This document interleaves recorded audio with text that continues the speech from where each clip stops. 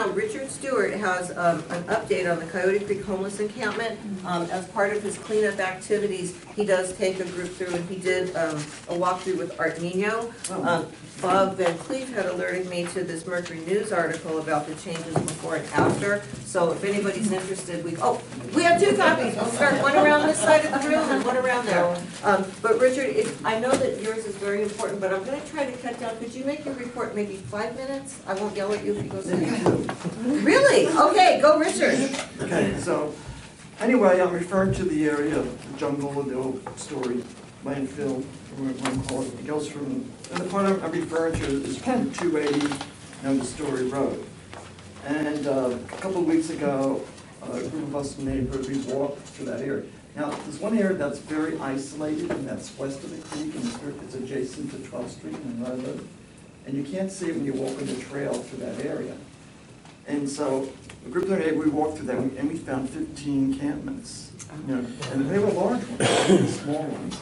And that was just like 2 weeks ago.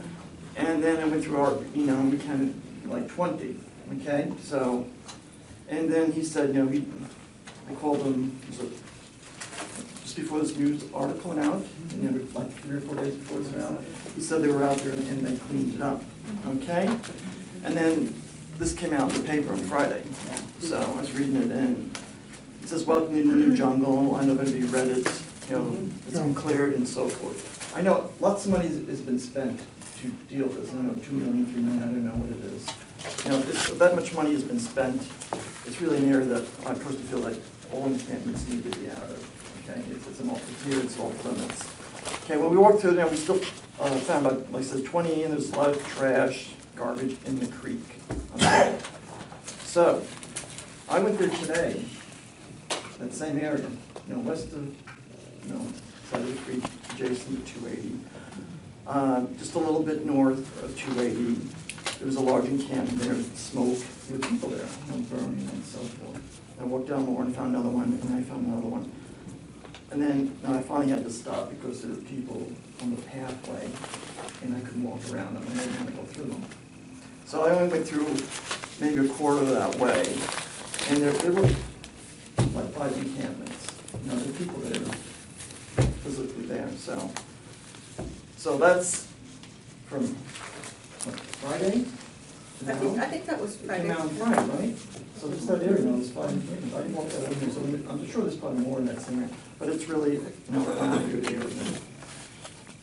So my concern is, you know, they are returning, at least in that section. You know, you need to go through that. You get really the attention. I'm concerned about the quality of the creek itself. Right. You know, and the dirt and everything, you know, and so forth. And is there a way we can get groups to go through there more often to clean up the area? I mean, that's very nice.